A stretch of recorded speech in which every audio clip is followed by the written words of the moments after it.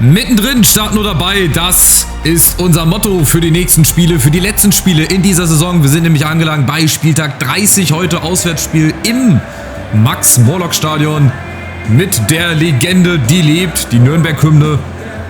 Auch hier mit drin im Spiel, immer wieder schön. Also ich finde es eine schöne Hymne. Ich weiß nicht, welcher Spieler das sein soll.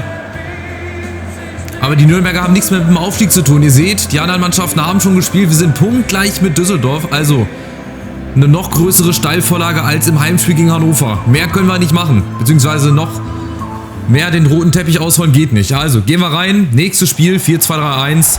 Offensiv. Los geht's. Heute mal nicht im Regen, sondern bewölkt. Ja, mal wieder ein Spiel, wo es nicht regnet. Das heißt, der Ball könnte eventuell ein bisschen besser laufen. Das könnte uns eventuell entgegenkommen. Aber das Einzige, was ich möchte, ist hier heute ein Sieg und gleichzeitig eine Niederlage oder ein Unentschieden von Düsseldorf. Dann haben wir es nämlich in der eigenen Hand, an den letzten Spieltagen Platz 3 zu sichern. Das wäre sensationell. Also mehr fällt mir dazu gar nicht ein. Wie gesagt, wir haben eine super Saison gespielt. Viele Siege geholt, wo ich gar nicht damit gerechnet hätte. Ein paar Favoriten geärgert und jetzt sind wir auf einmal hier Favorit. Mit der ersten Chance von Fridtjonsson. Schön und schnell gespielt aus 11 Metern. Er erwischt ihn nicht ganz mit dem Innenriss oder mit dem Vollspann, sondern ein bisschen mit dem Außenriss. Und dann ist es die erste Annäherung. Die Nürnberger auf der anderen Seite, wie gesagt, die haben auch gerade nicht so eine gute Phase. Sind auf dem 10. Platz, sind gerettet. Haben nichts mehr mit dem Relegationsplatz zu tun. Zumindest oben, unten glaube ich auch nicht. Also könnten die heute auch eigentlich ein bisschen Suche ein bisschen langsamer machen.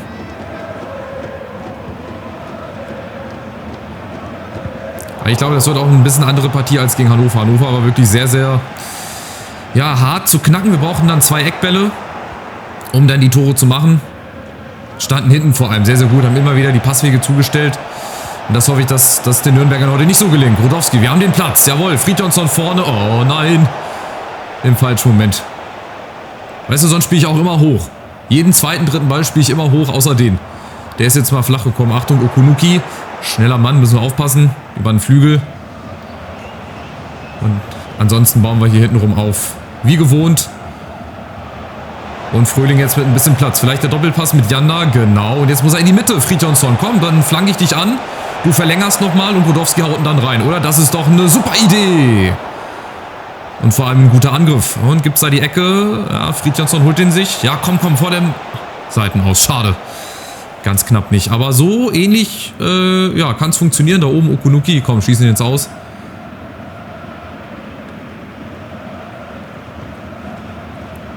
Robin Knoche, ja, auch altbekannt aus der Bundesliga, dass der da jetzt gelandet ist bei Miroslav Klose. Mag man gar nicht meinen, aber Miroslav Klose ist jetzt tatsächlich auch Trainer.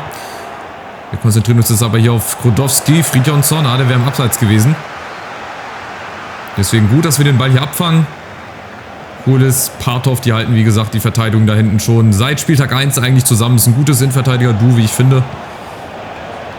Und dann kommen wir hier über die Außen, über Terhorst. Der ist auch schnell. Der beackert die rechte Seite. Das ist Wahnsinn. Janda. Allein gegen alle. Wo will er hin? Wo muss er hin? Wo soll er hin? Auf Fröhling. Ja, und wir kommen da nicht durch. Ich habe auch mal so eine 1 gegen 1 versucht, mal durchzudribbeln, aber keine Chance. Dann machen wir es halt so. Auf eine andere Art und Weise. Fridtjonsson, Schalke, Düsseldorf 1-1 schon. Also die Schalker, die helfen uns ein bisschen. Wir müssen uns jetzt nur irgendwie selber helfen. Mal mit der Führung. Janda wäre da gewesen. Ex-Nürnberger, ne? Fällt mir gerade auf. Der hat doch bei Nürnberg gespielt. Vorher bei uns, bei Duisburg.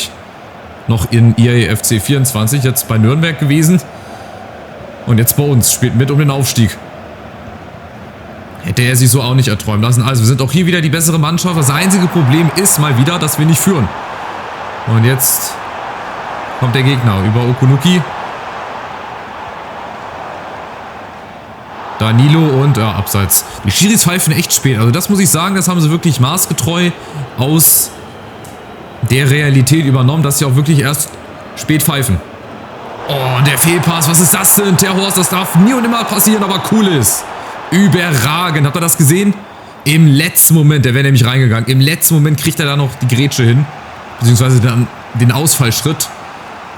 Aber das war gerade ein Fehlpass zum vergessen. Egal, ist nichts passiert. Vielleicht entwickelt sich daraus. Nein, die nächste Abseitssituation. Es ist ähnlich wie Mbappé im El Clasico. Der stand ja auch 12-mal im Abseits. Das war jetzt auch wieder gefühlt die 3. oder 4. Abseitsposition, die wir hier hatten.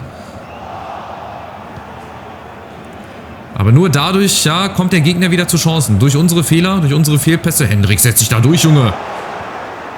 Schön gemacht. So, und in der Mitte. Janda, immer wieder viel Platz, aber allein gegen alle. Was soll er machen? Fröhling auch außen. Die KI, die geht 100% immer mit. Wahnsinn. Ach, die Kölner spielen gegen Hamburg. 1-0. Die gehen 100% immer mit. Wir wissen immer, was du machst. Deswegen ist das so schwer, sich hier irgendwie mal eine vernünftige Chance rauszuspielen. Ja, ohne dass ich aus 50 Metern draufschießen muss. Das meine ich. Die stehen da mit 4, 5 Mann. Und egal, was du machen würdest, sie würden es merken. Beziehungsweise sie würden das irgendwie zugestellt bekommen. Aber genauso wir. Der Horst kommt zum zweiten, jetzt aber zum Mann. Jawohl. Cooles Remberg. Und muss mal einer entgegenkommen. Fröhling. Jetzt muss er hinterlaufen. Kirkeskov, genau, das sind die Laufwege, richtig gut gemacht. Und jetzt Fridjonsson in der Mitte. Nein, was ist denn das für ein Laufweg? Warum bremst er denn vorher? Lauf doch durch. Ach, ideal gespielt. Ich habe schon das 1:0 vor mir gesehen. Und dann macht er so eine Scheiße. Da macht er so einen Laufweg, ey. Das war mit der schlechteste Laufweg, den er hätte machen können. Aber egal, nochmal eine Ecke. So kurz vor der Pause wird die letzte Aktion sein. So wie gegen Hannover. Das zweimal funktioniert hat. Hoffe ich, dass es jetzt hier mindestens einmal funktioniert. Kirkeskov. Und da ist Fridjonsson. Schade. Cooles kommt. Verlänger nochmal. Da kommt aber keiner ran. Also wie gesagt, wir müssen hier führen. Wir müssen hier längst 1:0 führen. Die Chancen hatten wir. Hatten hinten aber auch Glück, dass wir mit Cooles einen rettenden Fuß hatten. Also ist wieder alles drin hier. Bis auf die Tore. Die fehlen so ein bisschen. Ja, natürlich ein bisschen die Zielstrebigkeit. Aber ich gucke mal, ob ich gerade hier ein bisschen was verändern kann. Beim 4-2-3-1, ob wir noch ein bisschen höher stehen. Gut, wir stehen jetzt mit auf 50.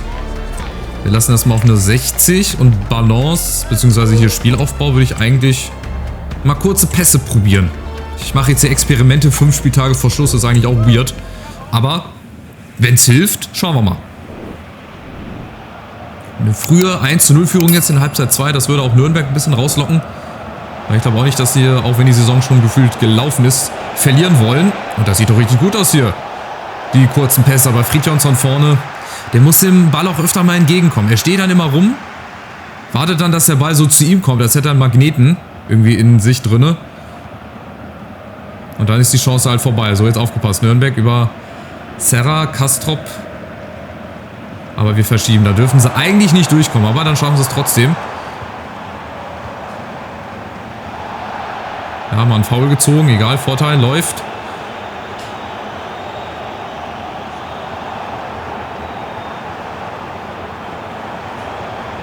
Ja, wir kommen gerade nicht rein. Die machen hier gerade, was sie wollen mit uns. Achtung, Grätsche muss da sein. Behrens auch sehr ballsicher. Schön gemacht. Nächste Chance. Nächster Angriff rollt. Hendricks. Oh, wieder ein Fehlpass. Das darf ich nicht machen. Das funktioniert nicht. Das habe ich jetzt schon 2-3 Mal probiert in den letzten Spielen. Das geht immer schief. Da müssen wir... Weil dann müssen wir hier immer wieder unnötig den Ball hinterherlaufen. Achtung, Nürnberg mit der nächsten Chance. Aber wir sind da. Wir kriegen es verteidigt. Keine Ecke. Jawohl, sehr schön. Über die Mitte. Oh, aber doch nicht so. Ich habe nach vorne gespielt, Junge. Da musst du hin, genau. Und Janda jetzt aber. Der muss mal ankommen. Fröhling muss hinterlaufen. Dann kriegt er den. Ja, der ist auch schnell. Komm, setz dich da durch.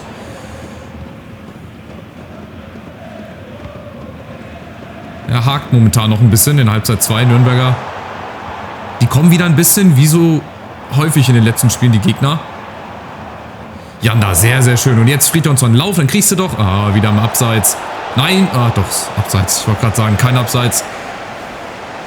Aber das sind halt wieder die 10 Sekunden. Das, was Nürnberg halt in dem Moment leider richtig und gut macht, im richtigen Moment die Abseitsfalle zu stellen. Ich denke mir immer, komm, ich warte noch 1, 2 Zehntelsekunden und dann ist es halt meistens schon zu spät und schon geschehen. Der ist jetzt aber gut gespielt. Fridjonsson, Janda, das ist jetzt mal kein Abseits. Komm, gegen seinen Ex-Club, das wäre so wichtig. Und da ist die Führung. Und der Druck auf Düsseldorf wächst. Wenn sie das Ergebnis gleich auf dem Schalker Videowürfel sehen. Und ausgerechnet, ja, ich sag's ungern, aber es ist so, ausgerechnet Janda bei seinem Ex-Club schießt uns vielleicht auf Relegationsplatz Nummer 3. 4. Tor auch erst, hat nicht viel gemacht.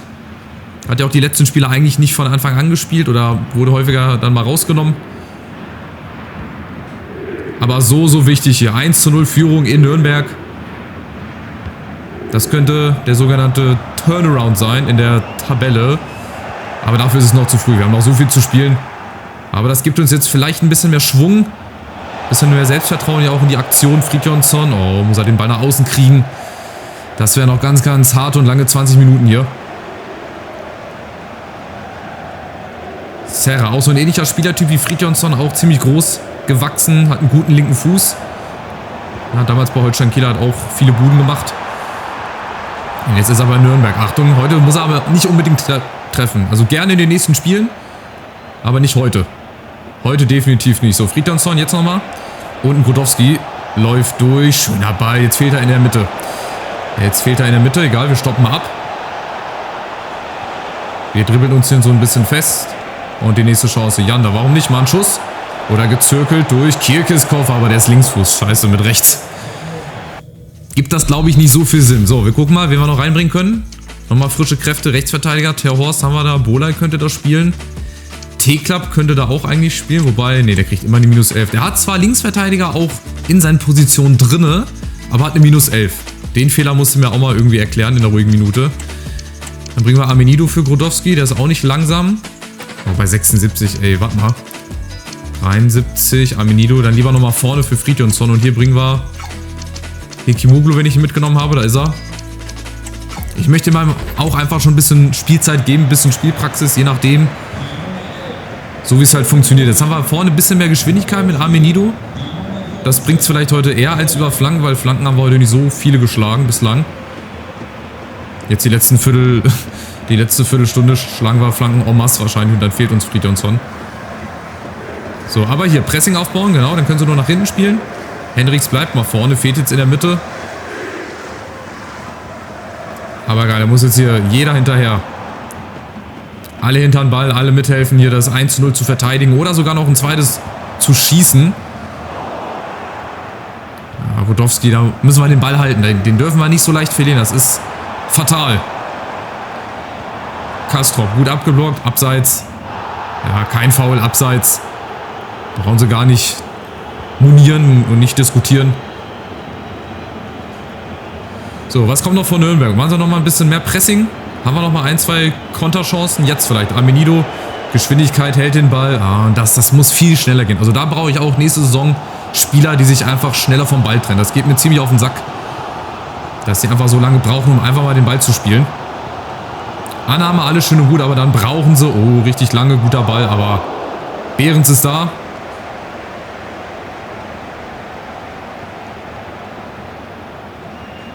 Und wir bauen nochmal auf. Über Hekimoglu, der hat jetzt viel Platz in der Mitte. Vorne Amenido. Ja, läuft schon mal, aber er muss entgegenkommen. Nicht weglaufen. Da hat man so viel Platz. Und dann läuft er da einfach weg. So, 3 Minuten noch. 3 Minuten hier mit Nachspielzeit. Aufgepasst. Jetzt kommen die Nürnberger nochmal über Flick. Gutes Zweikampfverhalten von Henrichs. Sehr, sehr schön gemacht. Grudowski. Und nochmal nach vorne. Ein Angriff. Ein Entlastungsangriff über Terhorst. Ich warte auf Grudowski, bis er mich hinterläuft. Okay. Amenido in der Mitte. Der ist doch völlig frei. Und nochmal eins weiter. Nein. Aber egal, das wird reichen. Zum nächsten Sieg. Zum nächsten knappen Sieg. 1:0 in Nürnberg. Wir haben unsere Hausaufgaben getan. Was Düsseldorf auf Schalke gemacht hat, sehen wir jetzt gleich nochmal in der Tabelle. Aber mehr als gewinnen können wir nicht machen. Von daher, unterm Strich, geht der Sieg auch, glaube ich, in Ordnung.